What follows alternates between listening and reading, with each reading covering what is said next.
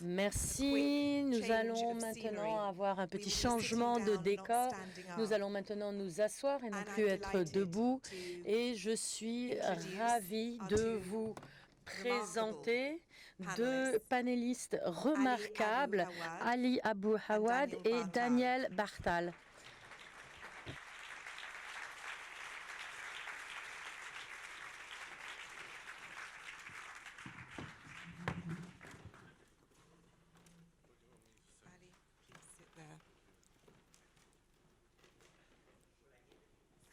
Only for the question and answers, possibly. Donc simplement pour la partie questions-réponses, nous aurons besoin peut-être de micros supplémentaires.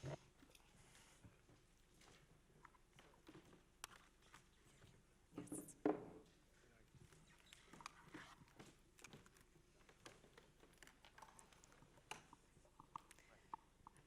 Well, welcome to the discussion. Bienvenue au débat israélien et palestinien contre l'occupation.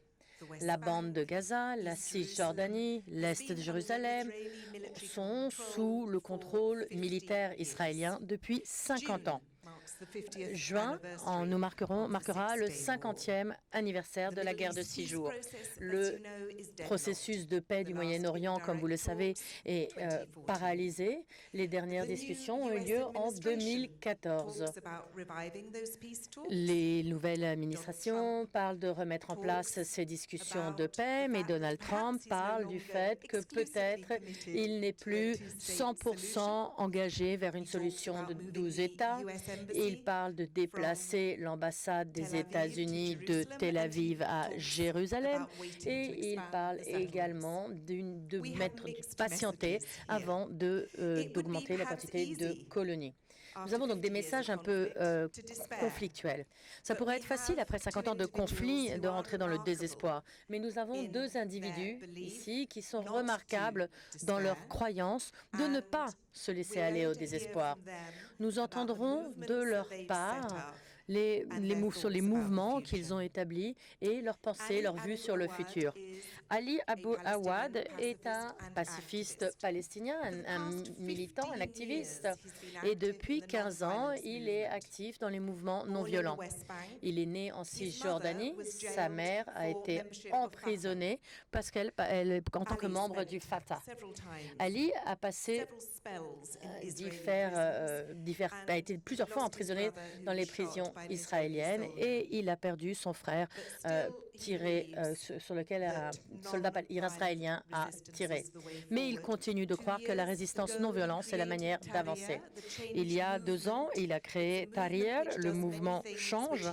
C'est un mouvement qui fait énormément de choses dont il va vous parler. En février 2014, il a établi une nouvelle organisation qui s'appelle Roots, Racines, qui a pour but de créer un dialogue entre les Israéliens et les Palestiniens. Daniel Bartal est un académicien éminent, un professeur de psychologie politique à l'Université de Tel Aviv. Il a écrit plus de 20 livres, 200 articles et a reçu de nombreuses récompenses pour son travail sur la psychologie politique et pour ses contributions à la résolution de conflits. En juillet 2015, il a créé l'organisation CISO, Save Israel, Stop the Occupation, Sauver Israël, en finir avec l'occupation. Une occupation qui a pour but de créer un partenariat entre la société israélienne et la diaspora juive. Bienvenue, messieurs. Tout d'abord, voyons quelles sont les motivations de ces hommes extraordinaires. Ali, puis-je vous demander quelle a été votre motivation quand vous avez créé Tahrir? Eh bien, tout d'abord, je souhaite vous remercier de nous recevoir. Merci à Steve. Un mot que j'aimerais dire, je crois que beaucoup de réalisateurs viennent dans le zoo en Israël et en Palestine. Mais vous êtes venus pour faire des changements, pour opérer des changements. Et c'est pour ça que j'aime et que je respecte ce documentaire, parce que vous ne nous avez pas menti. Donc ce qui m'a motivé et ce qui m'a motivé toute ma vie, même quand j'étais en prison, je n'étais pas un fanatique et je ne me suis jamais considéré comme un terroriste. Je lutte pour mes droits et pour ma liberté. Et je me rends compte que en prison, je me suis rendu compte quand j'étais en prison, alors que j'ai rejoint une grève de la paix avec ma mère pendant 17 jours, afin que nous puissions nous rencontrer. Je me suis rendu compte que j'étais aveuglée. Et je ne pouvais pas voir le processus de paix et que c'était là mon humanité. Mais d'un autre côté, je voyais l'humanité de l'autre côté. Quand nous disons que nous luttons, nous sommes debout face à l'occupation, je ne suis pas debout face à quelqu'un, je suis debout face à un système, pas face aux personnes et au peuple, parce que les personnes doivent être impliquées. Nous ne sommes pas en Afrique du Sud, nous ne sommes pas en Inde, nous ne sommes pas aux États-Unis.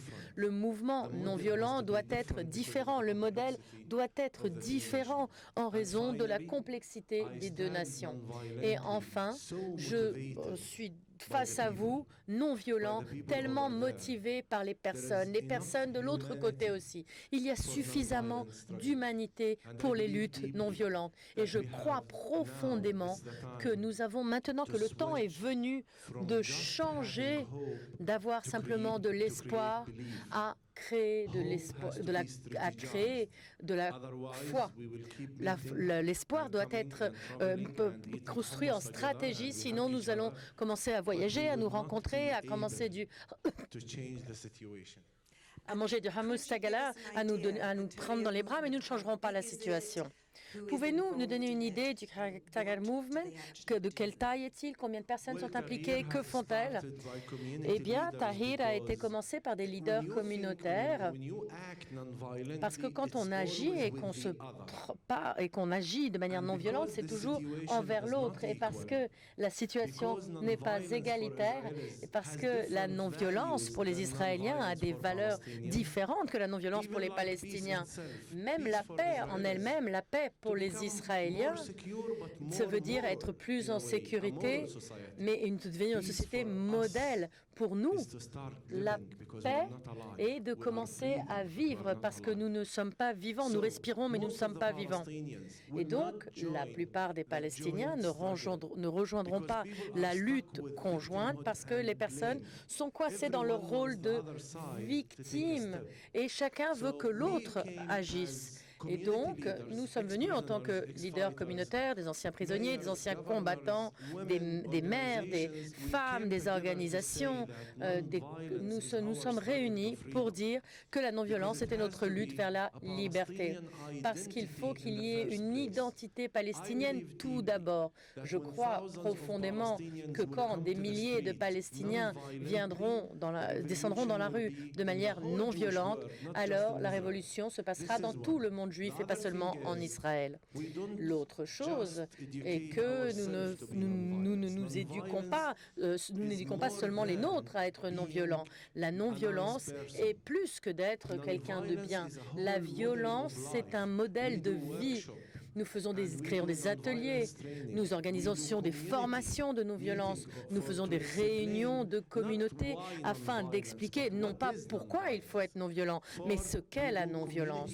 Nous créons des actions non-violence, nous ramassons les poubelles, les déchets dans la rue et soyons honnêtes soyons honnêtes, ce n'est pas seulement une question de non-occupation, c'est une question de responsabilité. La non-violence est la meilleure de célébrer notre existence en n'étant plus une victime de l'occupation. Je crois que la non-violence peut aussi libérer les Juifs en leur permettant de dépasser leur peur, qui est notre plus grand ennemi. Parce que les Juifs sont également occupés. Ils sont occupés par la peur. Et notre mission, en tant que Palestiniens, est de dépasser ces peurs. Et lorsque nous dépasserons ces peurs, eh bien, ma société pourra être droit et non violent pour nos droits.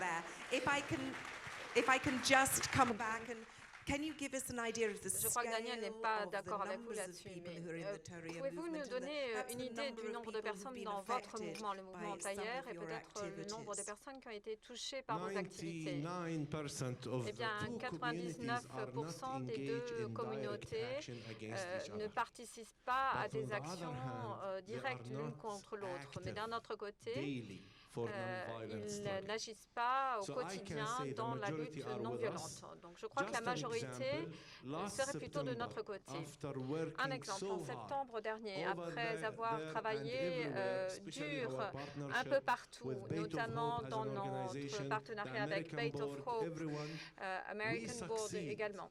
to Nous bring avons more than réussi 3,000 à Palestinians faire for the venir first plus de time to 3000 stand Palestiniens non-violently, pour saying we are not manifester and we de will manière not non act violente, as victims, dire but we are que nous ne serons pas des survivors victimes, and nous we sommes are des leaders for survivants, our future.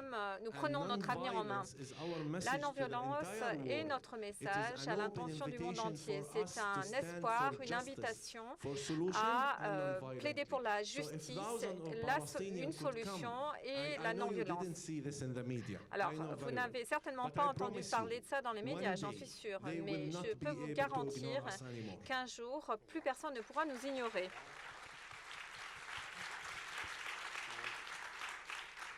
Daniel, you're an eminent Daniel, professor, vous academic. êtes, je le What disais, made you un grand switch universitaire, un hats and become a professeur. Qu'est-ce qui vous campaigner and decide avez to set changé up de CISO? camp et qu'est-ce qui vous a amené à créer CISO?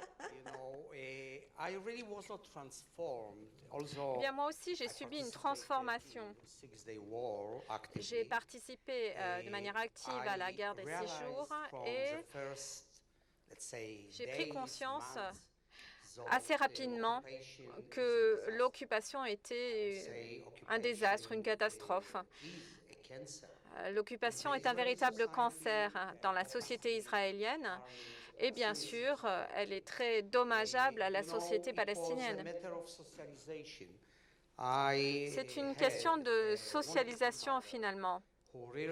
Ma mère était une femme merveilleuse qui avait beaucoup de valeurs, qui me parlait très ouvertement. Donc, au bout d'un moment, les choses me sont apparues clairement. Je devais décider soit d'être un militant, un activiste, soit d'entrer dans la carrière universitaire. Alors, j'ai d'abord décidé d'être universitaire et j'ai toujours consacré un certain temps à mon militantisme politique. Mais quand j'ai pris ma retraite il y a 1 an et demi, alors là, très clairement, il fallait que je rattrape un peu tout le retard de ces années en tant qu'universitaire et il fallait que j'agisse à plein temps dans le domaine du militantisme politique. Je me suis mis à réfléchir à diverses possibilités. J'ai vu qu'il y avait plusieurs problèmes. D'abord, beaucoup de groupes qui militent pour la paix le font sans vraie coordination. Et c'est le cas en Israël et dans le monde entier. Il y a beaucoup de juifs de par le monde qui ont ce que l'on pourrait appeler des valeurs libérales morales et qui sont très contrariés de ce qui se passe en Israël, mais pour diverses raisons, ils ne se coordonnent pas. Alors, imaginez qu'un juif qui habite ici à Genève, un juif qui a des convictions libérales, il se lève, il entend parler d'une nouvelle implantation et ça le contrarie énormément. Mais il ne sait pas exactement quelle heure il est à Stockholm ou à Melbourne et qu'au même moment, un autre juif ressent exactement la même chose. Et c'est là que je me suis dit qu'il fallait essayer de coordonner les choses, coordonner ces juifs qui ont une vision libérale de par le monde. Mais alors, comment faites-vous? Parce qu'on sait effectivement que les groupes pacifistes sont assez fragmentés. Comment arrivez-vous à coordonner cette diaspora juive que l'on retrouve effectivement aux 4 coins du monde? Effectivement, la tâche n'est pas facile. Et il y a toujours des moments de désespoir. Ici, il y a ma fille qui est assise là et elle m'a toujours beaucoup soutenue justement dans mes moments un peu de baisse de morale, de frustration. Elle m'a dit « mais tu vas y arriver, ça va marcher ». Alors ça a été long de contacter les gens de par le monde, de les convaincre qu'il fallait collaborer, qu'il fallait se coordonner. Aujourd'hui, 1 an et demi plus tard, je suis très fière de pouvoir dire que nous sommes présents sur tous les continents, dans des douzaines de pays, et que les gens comprennent qu'il est important de s'unir, de se coordonner.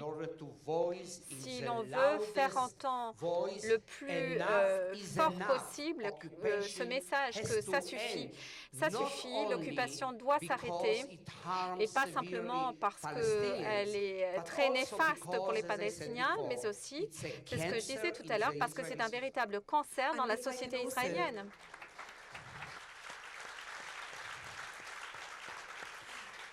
Je voulais revenir sur cette idée de cancer au sein de la société israélienne. Mais je vous pose la même question qu'à Ali. Pouvez-vous nous donner une idée du nombre de membres de CISO, une idée un peu de l'échelle? Je crois qu'il y a des gens assez célèbres, des universitaires de premier plan qui appartiennent à votre mouvement. Réponse, eh bien, il y a des milliers de Juifs aux 4 coins du monde, Australie, Afrique du Sud, Europe, Amérique du Nord, Amérique du Sud. Et nous continuons de construire cette communauté. Nous entrons dans les synagogues pour continuer à étoffer cette plateforme qui pourra faire passer ce message très fort que ça suffit. Ce qui nous aide beaucoup, c'est que nous partageons tous des valeurs qui nous unissent en tant que libéraux, juifs et libéraux de par le monde. Alors, ce qui m'intéresse, c'est cette idée, sauver Israël de lui-même. Alors, cette idée de cancer. Alors peut-être que c'est un peu présomptueux, mais je crois que les Israéliens aujourd'hui, pour beaucoup, n'ont pas conscience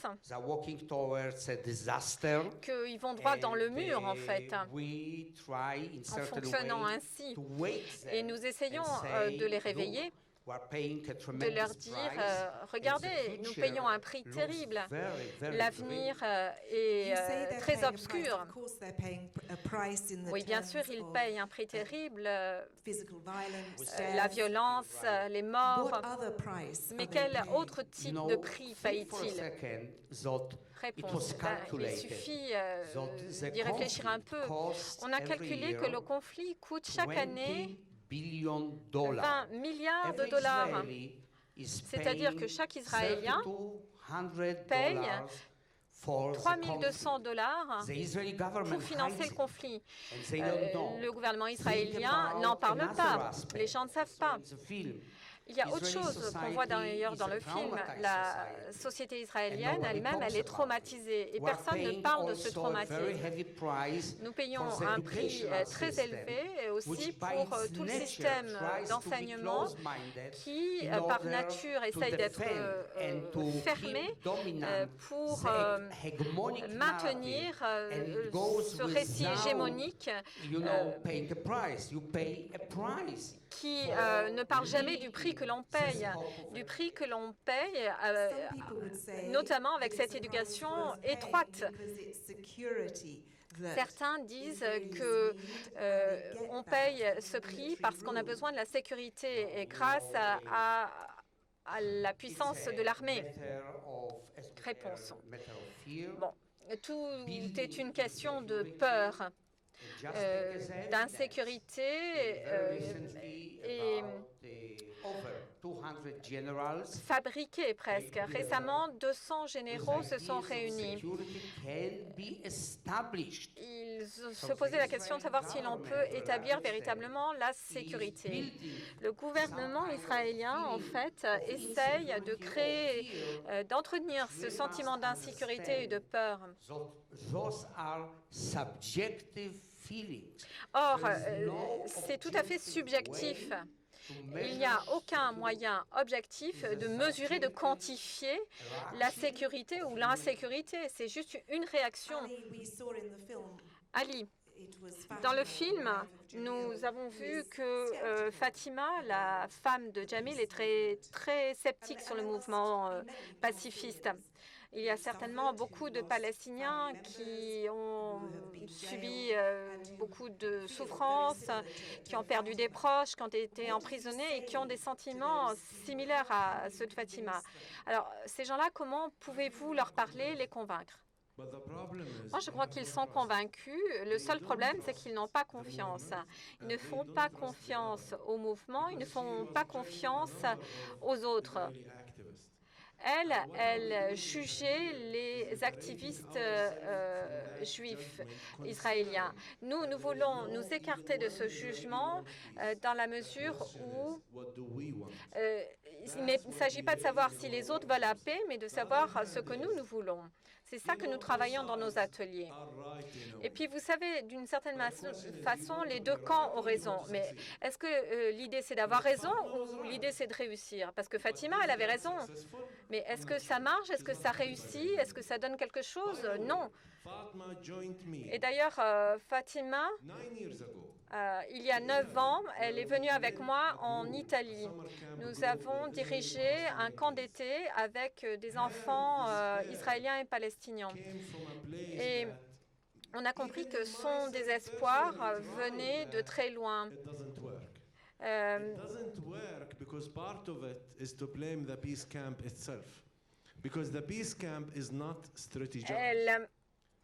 voulait elle n'arrivait pas à se sortir de cette envie de condamner l'autre, d'accuser l'autre. Mais aujourd'hui, il faut trouver le moyen de donner des outils aux gens. Et ça a toujours été le cas dans l'histoire, c'est-à-dire ceux qui arrivent à changer, à résoudre les conflits, commencent toujours par être une minorité. Mais cette minorité, si elle s'organise, si elle a une stratégie, elle va réussir. Nous avons des hommes politiques, mais nous n'avons pas de véritables dirigeants. Les politiciens, ils savent très bien parler. Les vrais dirigeants savent agir. C'est ça la différence. Alors, quand on en parle avec les gens, même avec Fatima, au moment où vous comprenez qu'il y a une démarche réelle, organisée, structurée avec une stratégie, on peut convaincre les gens. Mais une fois encore, je dois dire combien j'admire ces Israéliens très courageux. Il ne faut pas croire comme ça que c'est facile de passer outre ses propres peurs et arriver à comprendre l'autre. Les gens se font accuser d'être traîtres. On ne peut pas créer un modèle de non-violence qui réussit, qui peut réussir tant que les extrémistes sont aussi bien organisés. Ils sont très bien organisés et c'est ça qui complique notre tâche. Mais quand on connaît la culture de la non-violence, ce qui est en son cœur, le cœur de la non-violence, c'est de ne pas se laisser guider par sa propre condition, mais d'être le facteur de changement, celui qui va lancer le mouvement du changement. Il ne faut pas juste réagir, il faut passer à l'action. Et c'est ça, justement, qui vous a amené à lancer Roots, organisation de dialogue actif entre Israéliens et Palestiniens, et même avec des colons. Oui, il y a des tas de gens qui pensent que je suis complètement fou. J'ai perdu des amis, y compris des amis israéliens, qui ont arrêté de me parler parce que j'avais décidé de discuter avec des colons. Mais aujourd'hui, je lance un défi à ceux qui veulent faire la paix, un défi à la société israélienne. Arrêtez de nous montrer comme vous êtes gentils. Nous voulons que chacun prenne sa responsabilité face à ceux qui n'ont pas le même avis que vous. Il ne s'agit pas juste de montrer le visage sympathique d'Israël. 6 000 colons. Vous pouvez dire tout ce que vous voulez contre eux. C'est très facile d'avoir tout un tas d'arguments contre eux. Mais bon, après, allez-vous réussir, même si vous signez un accord de paix théorique? Est-ce que ces gens-là feront partie de la solution? Moi, je sais que tous ces gens-là n'en feront pas partie, qu'ils essaieront, qu'ils s'efforceront d'empêcher toute solution. Mais au moins, si on arrive à créer un exemple, créer une faille dans ce mur, parce qu'il faut bien comprendre que toute société est divisée. Il y a quelques semaines, j'ai été invitée à J Street. Maintenant, je vais aux États-Unis parler à AIPAC. Je leur ai proposé de créer J-BAC.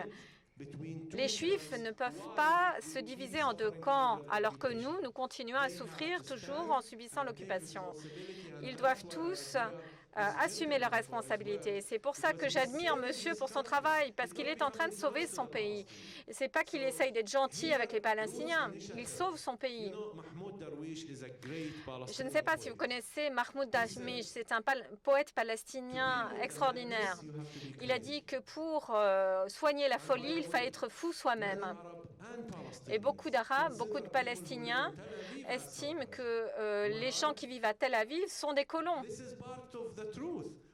Ça aussi, ça fait partie de la vérité. Pourquoi ne pas y faire face?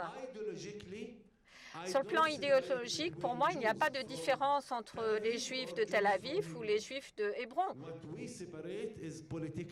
La différence, elle est plus politique. Nous ne sommes pas contre le judaïsme. S'il vous plaît, arrêtez de dire que nous sommes racistes. Nous ne sommes pas une nation raciste. Tout juif est bienvenu. Il peut tout à fait vivre à côté de chez moi, avec moi, mais certainement pas en tant qu'occupant. Le judaïsme, il faut le respecter, de même que la chrétienté ou l'islam. Et tout ça doit être placé dans un cadre politique qui permettra de garantir l'indépendance. 2 États en toute sécurité et en coopération. C'est le seul modèle possible.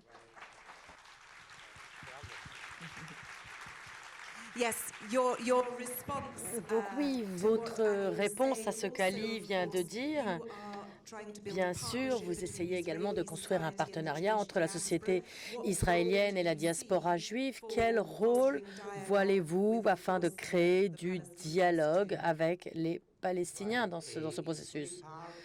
Eh bien sûr, cela fait partie du mouvement pour la paix. Nous voyons les combattants pour la paix. Il y a d'autres organisations qui font ce travail. Je participe moi-même dans un groupe qui coordonne des activités avec les Palestiniens.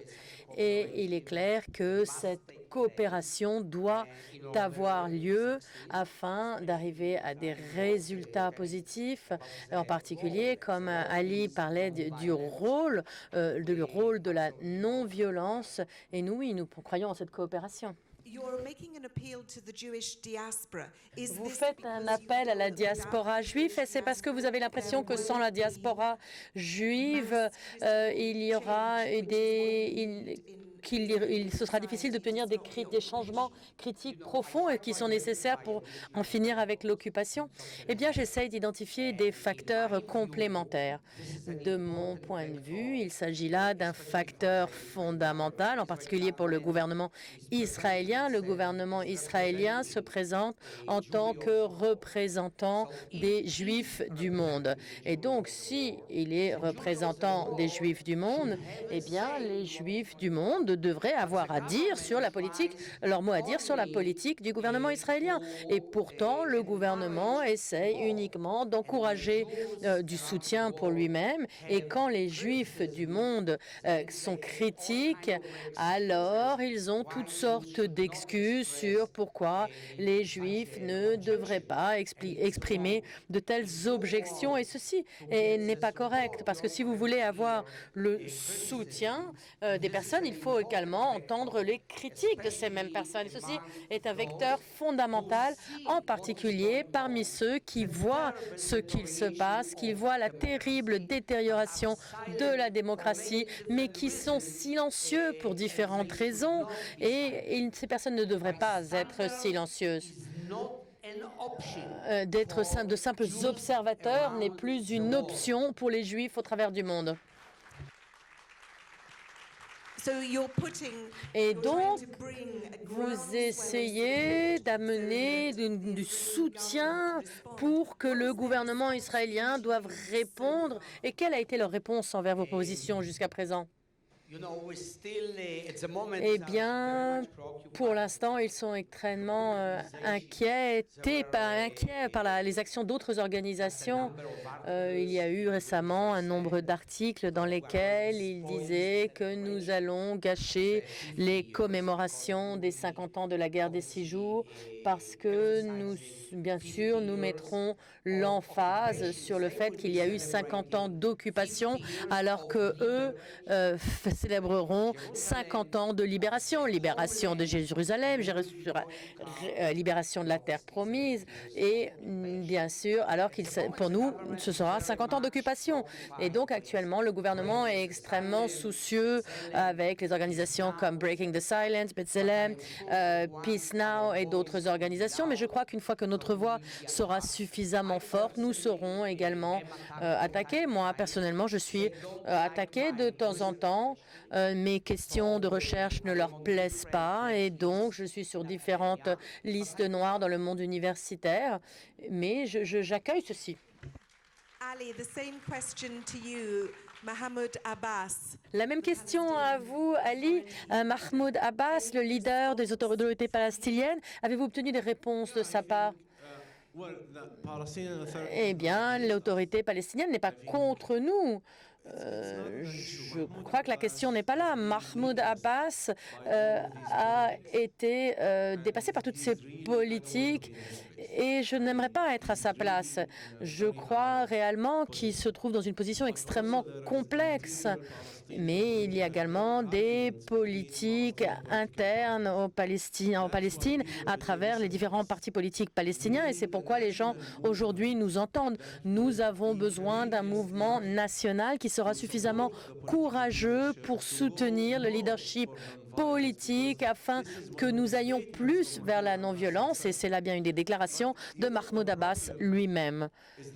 Mais le problème sont les peuples, parce que quand deux nations décident de vivre en paix, rien ne pourra les arrêter, même pas les leaders politiques, parce que ces politiciens, leur crédibilité à être élus, ils sont élus, mais leur crédibilité est basée sur la violence et le sang. Si vous êtes un ancien général de l'armée israélienne, vous avez suffisamment de sang sur vos mains, alors vous êtes considéré comme un bon candidat. Si vous avez passé 20 ou 30 ans en prison en tant que Palestinien, vous êtes considéré comme un bon candidat pour être un leader. Et donc la question ici, je ne m'attends à aucun soutien de la part de qui que ce soit. Et des fois, je ne veux pas de soutien de la part de personnes spécifiques parce que Tahrir n'est étiqueté sous aucun parti politique. Nous n'avons pas besoin de plus de partis politiques. Nous avons besoin d'un mouvement national. Et c'est ainsi que je comprends la non-violence, où différentes personnes de différents partis politiques et organisations se sentiront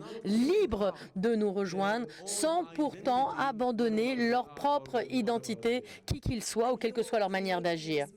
Et donc, vous créez ce mouvement en Cisjordanie, mais je dois vous demander, qu'en est-il des Palestiniens à Gaza? Eh bien, nous parlons toujours de Gaza, nous jugeons Gaza, même avant le Hamas, mais Gaza n'a pas été soutenu. Ce qui se passait à Gaza, ce n'est pas la paix. quand les Israéliens se sont retirés de Gaza, ce n'était pas là une étape de paix, c'était de faire la meilleure chose possible de la manière la plus horrible possible. Quand vous sortez d'un endroit de ce lieu, c'est un énorme soutien envers la violence elle-même, parce que les Palestiniens se sont dit que le seul langage compris par les Israéliens est celui des armes. Donnez-leur plus d'armes s'ils sont prêts à partir. Donc pour moi, ça n'a pas été un processus de paix. D'un autre côté, essayons de nous focaliser sur un modèle qui a eu du succès et à ce moment-là, vous verrez de vos yeux quelles seront les réactions de Gaza. Il y a 3 semaines, il y a eu une immense manifestation à Gaza au sujet de la question de l'électricité. 50 000 Palestiniens sont descendus, sont venus manifester dans le camp de réfugiés de Jabali parce qu'il n'y avait pas d'électricité. C'était pratiquement une manifestation contre Hamas. Mais ce n'est pas sûr d'être contre Hamas, c'est d'être pour quoi? Si vous commencez à arrêter à être contre Hamas, qu'est-ce que cela veut dire? Est-ce qu'il existe des alternatives? En fin de compte, les gens ne considèrent pas Hamas comme un mouvement terroriste. Hamas se considère lui-même comme des personnes qui luttent comme la paix. Et ils ne considèrent pas comme des fanatiques. Et il faut comprendre que la société palestinienne, sinon vous ne serez jamais en mesure de vous connecter avec société et de pouvoir soutenir le mouvement de non-violence. Et donc, en fin de compte, nous ne sommes contre personne. Nous pensons à comment impliquer tout le monde, y compris Hamas, afin que chacun s'identifie à la non-violence. Et croyez-moi, ce n'est pas impossible. J'ai rencontré un groupe de 61 Palestiniens recherchés de Al-Aqsa Murder Brigade, de la brigade de Al-Aqsa, et nous avons eu des discussions 4 heures de désaccords. Et après, au bout d'1 an, cette brigade militaire, qui est la plus grande brigade militaire de Cisjordanie, qui appartient au Fatah, ils ont arrêté de combattre et ils ont signé un accord avec Israël à travers l'autorité palestinienne afin de ne plus entrer dans les combats armés. Depuis 4-5 ans, plus de 70 de ces personnes, 70 de ces personnes ont été assassinées, bien qu'il y ait un accord. Donc parfois, ce n'est pas juste d'être contre la violence, mais il s'agit de créer un cadre dans lequel les personnes peuvent arrêter d'agir de manière violente et de manière qui les rende partie prenante d'un modèle de non-violence qui aura des résultats positifs. Jusqu'à aujourd'hui, nous n'avons pas pu créer un modèle satisfaisant, un modèle qui puisse motiver les personnes de Gaza ou de Cisjordanie à se tourner vers la non-violence. Et je crois que ceci manque encore dans notre processus. Eh bien, vous savez, ce que nous faisons, eh bien, nous essayons de cibler les émotions. Nous essayons à ce que les personnes se sentent bien par rapport à eux-mêmes. Mais ceci n'est pas suffisant parce que dans le camp de réfugiés, quand Jamil en parle, il était même lui-même embarrassé d'être aux côtés des Israéliens parce qu'en fait, c'est lui-même un réfugié et il vit dans un camp de réfugiés jusqu'à aujourd'hui. Et là, c'est un grand défi, c'est une réalité politique. Ce n'est pas une question de personnes, qu'elles soient à Gaza, à Hébron ou ailleurs, les Juifs ou les Palestiniens. C'est une question d'approche et de volonté. Est-ce que vous pourriez brièvement expliquer quelle est votre stratégie vers le succès? Quels sont pour vous les indicateurs de succès? Comment savoir si vous vous avancez dans la bonne direction? Eh bien, je ne vais pas tout vous dire parce qu'une partie de cette stratégie doit rester secrète. Je m'en excuse. Et notre stratégie est basée sur les gens, de capacitation des leaders de communauté. Non-Combatant for Peace, les combattants pour la paix, est la seule organisation que je serais fière de rejoindre parce que cette organisation a des anciens combattants, des personnes qui ont de la crédibilité. Et c'est pourquoi nous ne les attaquerons pas, nous ne les appellerons jamais des traîtres. Et donc notre stratégie est basée sur des centaines de leaders de communautés partout en Cisjordanie afin de leur donner la capacité d'agir de manière non-violence, afin qu'eux-mêmes deviennent des messagers et des porteurs du mouvement sur le terrain. Et une autre partie de notre travail est de rentrer en partenariat avec vous. Nous avons besoin de vous parce que seuls nous n'y arrivons pas. Et ce qui se passe dans votre pays et dans tous les autres pays nous a appris des leçons. Et en particulier ce qui se passe aux États-Unis. Tant que nous sommes divisés, tant que des politiciens fanatiques continuent de nous utiliser, nous n'avancerons pas. Nous devons arrêter ceci. Et enfin, je crois que nous avons besoin d'actions communes. Des actions communes sont absolument nécessaire, mais nous devons prendre de la responsabilité, l'autoresponsabilité, en créant du développement dans nos sociétés en tant que Palestiniens, parce que nous ne sommes pour l'instant pas égaux, mais afin de garantir la résistance non-violence, mais notre colère doit pourtant trouver sa voie, parce que sinon cette colère ira dans des endroits où nous ne voulons pas qu'elle aille. C'est comme adopter notre propre colère et l'utiliser pour la changer. Voilà notre stratégie. Donc voilà, nous avons quelques indications de la stratégie. Nous verrons la suite. Et vous, Daniel, quelle est votre stratégie pour le succès? Comment savez-vous si vous êtes sur le bon chemin? Eh bien, moi, je suis plus pessimiste. Je crois que nous avons encore un long chemin devant nous et que le résultat n'arriveront pas du jour au lendemain. C'est un long processus dans lequel il faut combiner énormément de facteurs. Et bien sûr, je suis d'accord avec Ali et avec beaucoup de personnes que les personnes qui assises dans cette pièce font partie de la coalition, qu'ils soient juifs ou non. Et j'aimerais voir beaucoup plus de pression venant de l'Europe au travers de l'implication de la communauté internationale qui sera impliquée dans d'autres endroits où l'injustice ou l'immoralité a lieu. Et il est important que la communauté internationale soit la voix de la résistance.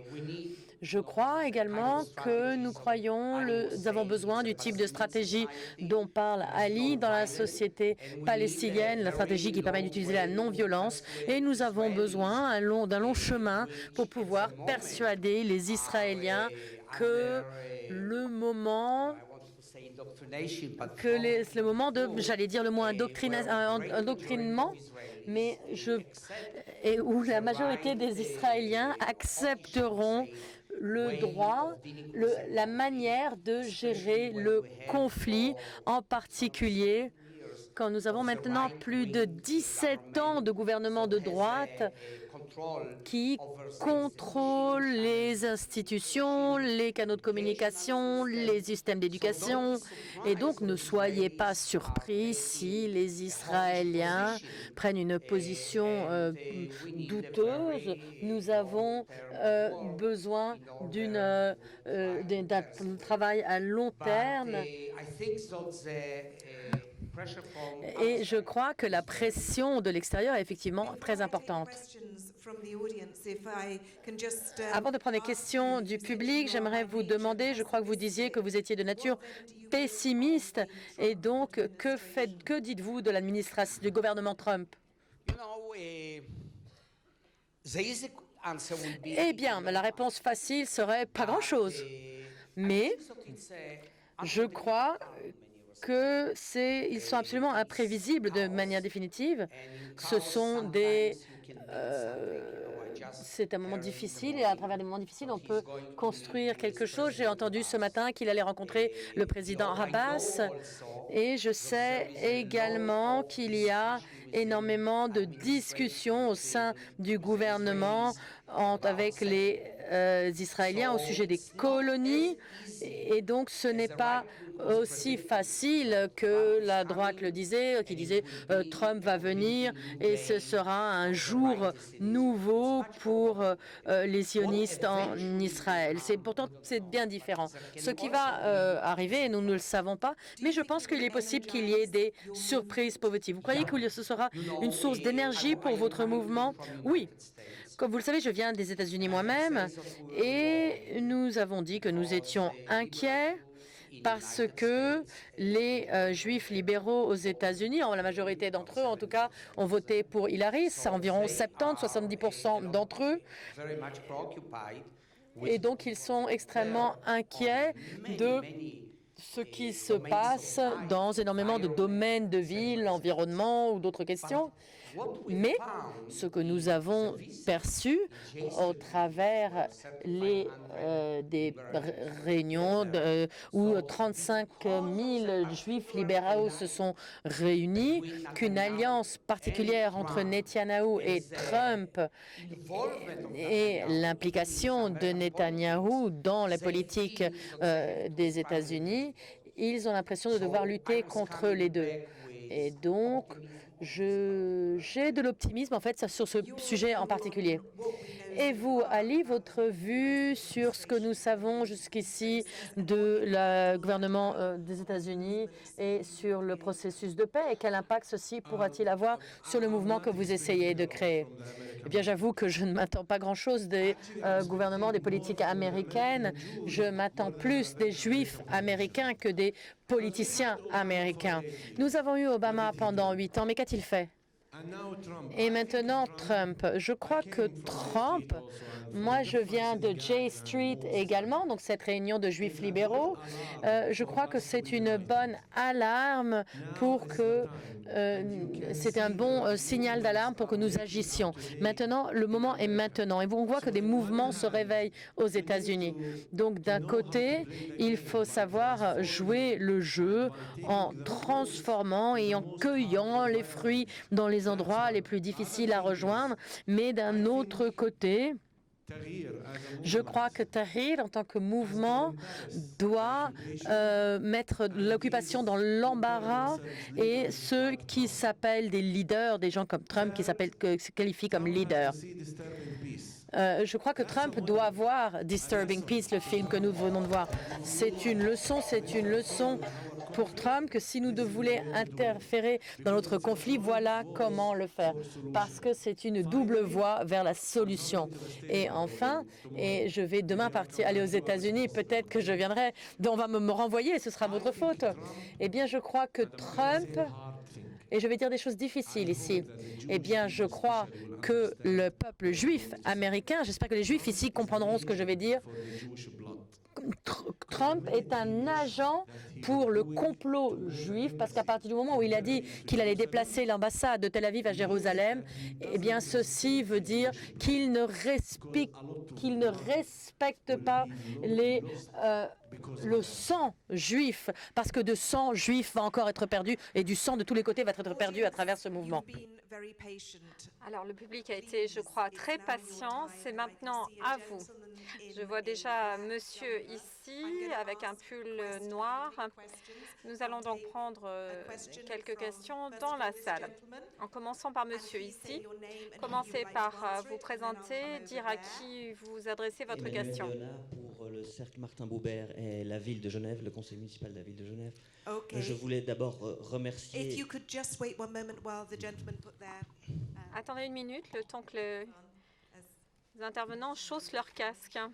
Je voulais d'abord remercier le FIFDH, GICOL Suisse et tous les autres partenaires, l'ICAM, pour cet exceptionnel événement. Je pense qu'on a pu voir les deux faces de la médaille de cette histoire. D'un côté, cette violence extrême, ces narratifs irréconciliables, la place de l'éthos militaire des deux côtés, et malgré tout un immense espoir avec cette société civile qui s'active, qui propose autre chose, qui dérange cette paix intérieure, cette paix du statu quo.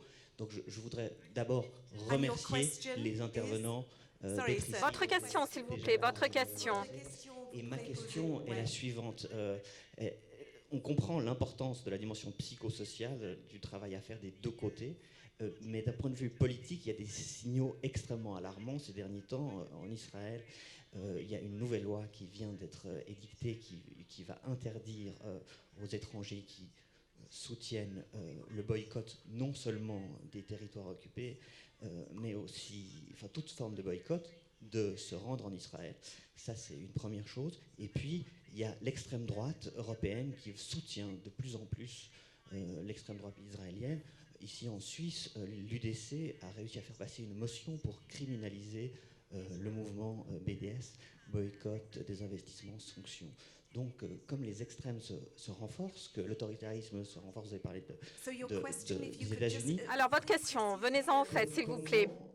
Faut-il réagir à la criminalisation du mouvement de boycott, et comment est-ce que la société civile risque et des groupes comme les vôtres risquent de réagir positivement face à cette nouvelle configuration où les forces qui critiquent Israël, qu'on appelle de ses voeux dans la diaspora juive, sont elles-mêmes criminalisées? Merci. Okay. Daniel. You know, I don't have any magic answer. I believe that it's a Très bien. more Alors, quand je theoretical parlais question de cette image de because what I cancer, wanted to say votre question, je dirais that qu'elle est it's true, plus the context rhétorique is qu'autre chose. Il est vrai, le changing. contexte We change. see that in many countries, right gets strength. And the C'est vrai que right la is droite se renforce dans beaucoup de with pays Israeli government. et veut collaborer avec le gouvernement israélien. Mais concrètement, ça veut dire quoi? Est-ce qu'on rentre chacun chez soi? Steps should really strengthen our motivation. Je crois qu'au contraire, ça ne devrait que renforcer notre motivation à trouver d'autres moyens, peut-être plus créatifs, plus originaux, déjà pour mettre en avant l'unité, pour s'unir.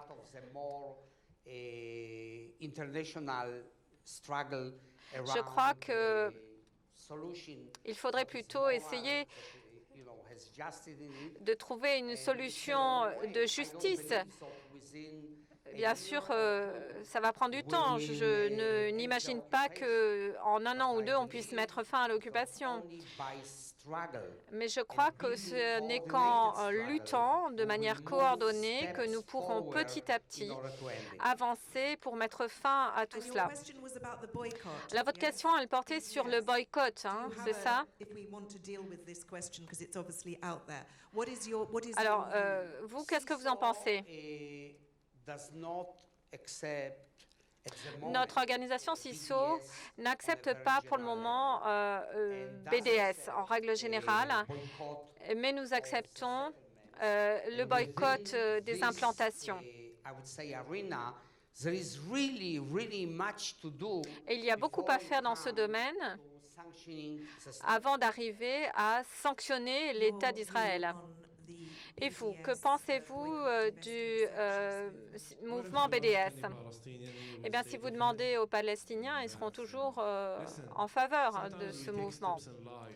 Parfois, on fait des choses dans la vie, mais il vaut mieux agir de manière intelligente que agir juste pour avoir raison.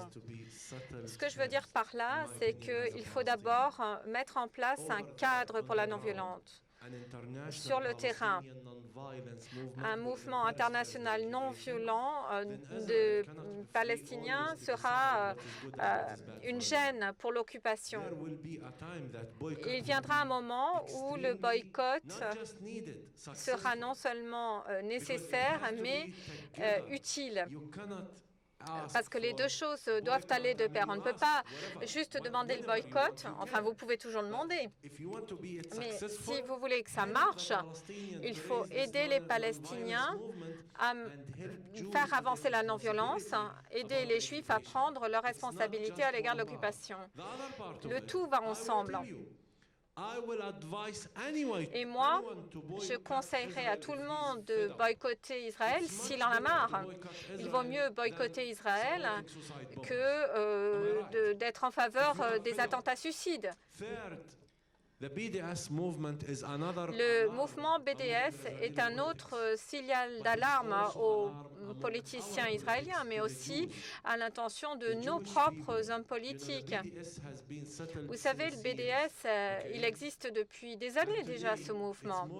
Et aujourd'hui, il est surtout international. Il est beaucoup moins présent là où nous vivons, alors que ça devrait être l'inverse. Les Juifs doivent en tirer une leçon, à savoir que les Palestiniens, alors les Palestiniens continuent à bâtir eux-mêmes des implantations, à les acheter en Israël. Ça montre bien que les Palestiniens sont le peuple plus proche d'Israël que n'importe quel autre. D'où la stupidité de la politique israélienne, mais qui ne devrait pas détacher le peuple palestinien de sa dignité. Donc c'est vrai, on a besoin du mouvement de boycott. C'est indispensable, c'est même urgent. Madame, voulez-vous vous présenter, poser votre question et dire à qui vous l'adressez s'il y a un orateur visé? Merci, merci beaucoup. J'apprends beaucoup à vous écouter et je dois dire que c'est le meilleur film que j'ai jamais vu depuis le début du festival. C'est autrefois un tabou, maintenant on peut en parler. Moi, je viens du Kirghizistan. Parfois,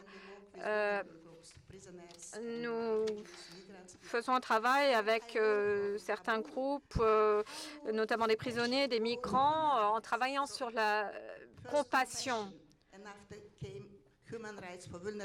La compassion dont découlent aussi les droits de l'homme et ce mouvement de non-violence. J'ai beaucoup d'amis israéliens, mais des amis palestiniens aussi. Et bien sûr, nous soutenons cette activité non violente. Ma question est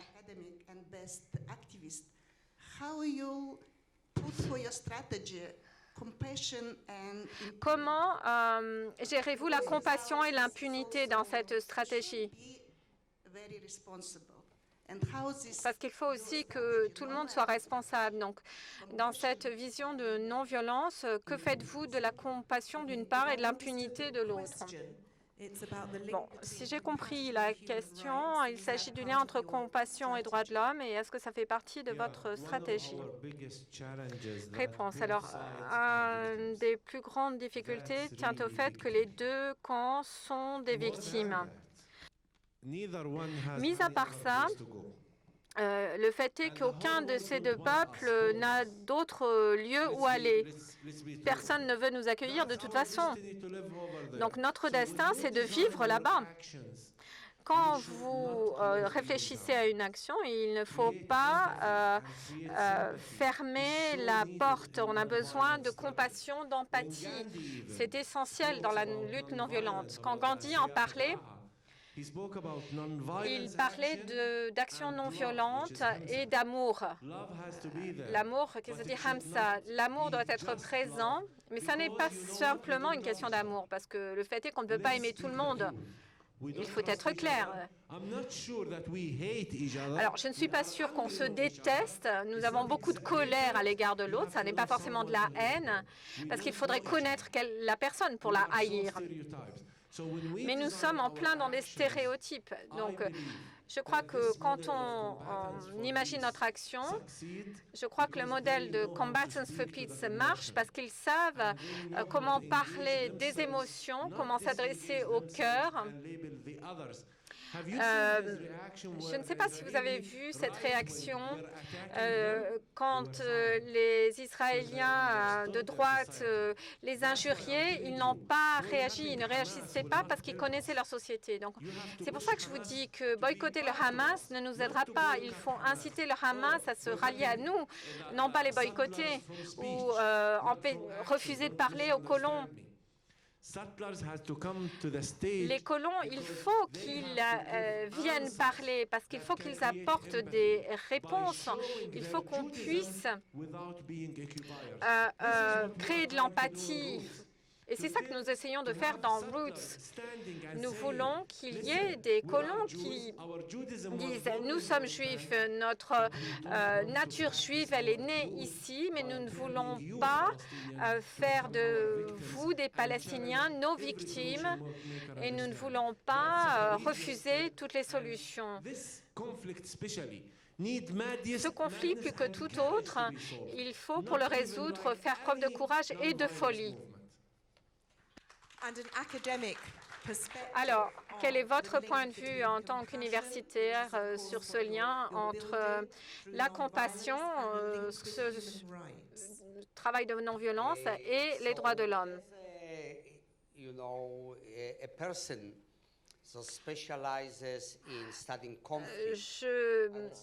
Je suis expert de l'étude des conflits, alors je dirais qu'il y a des slogans magnifiques, des mots et des grandes idées de compassion, de neutralité. Ça, c'est une chose, mais la réalité est bien plus complexe. Les considérations morales, elles n'intéressent pas la plupart des gens, la vaste majorité des gens. Et je sais qu'une condition fondamentale, c'est d'arriver à convaincre les gens d'ouvrir leur perspective. Alors, ça peut être un outil qui vous permettre de réfléchir, de vous mettre sur pause, de prendre du recul, de se demander qu'est-ce qui se passe ailleurs dans le monde, comment les gens voient les choses. Mais ces questions-là, la plupart des gens ne se les posent pas. Moi, ma démarche, elle s'inscrit dans l'idée de ce qui peut en découler de bon pour Israël.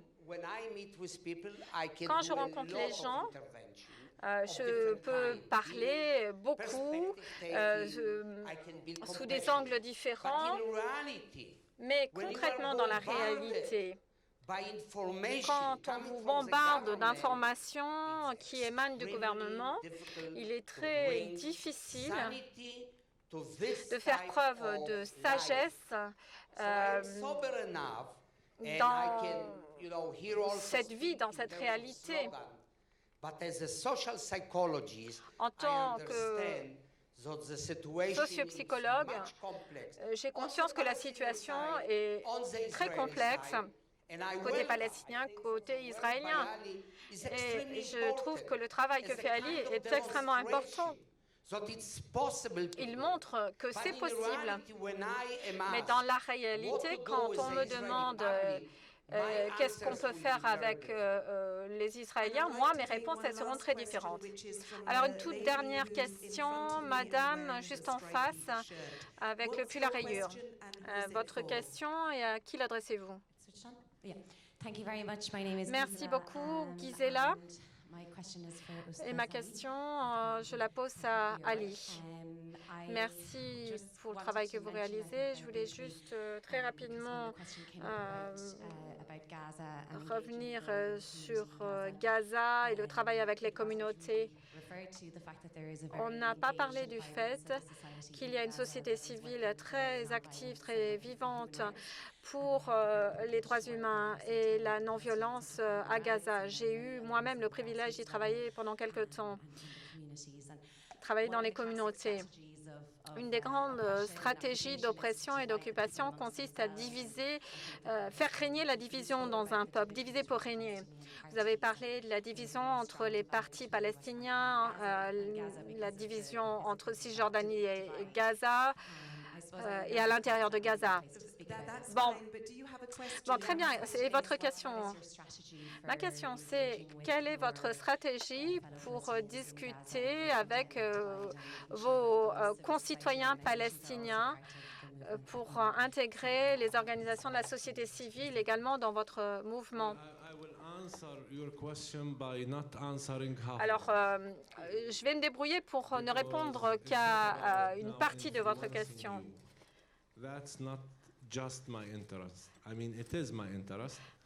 Il ne s'agit pas d'influencer les gens. Il y a vraiment des choses que je ne peux pas dire. Mais je sais que 99% des gens à Gaza sont prêts à militer de manière non violente pour leurs droits. Et quand les Israéliens viennent, ils tuent des innocents. Ceux qui sont dans la rue sont des innocents. Les vrais combattants se cachent. Et je crois que le peuple de Gaza, comme en Cisjordanie, en a vraiment marre. Ils en ont marre de leur propre parti, ils en ont marre de l'occupation. Et aujourd'hui, je crois qu'on en est arrivé à un tel niveau de désespoir qu'il y a de l'espoir. Alors, si je ne suis pas extrêmement optimiste, je suis en tout cas convaincue par ce que nous faisons aujourd'hui.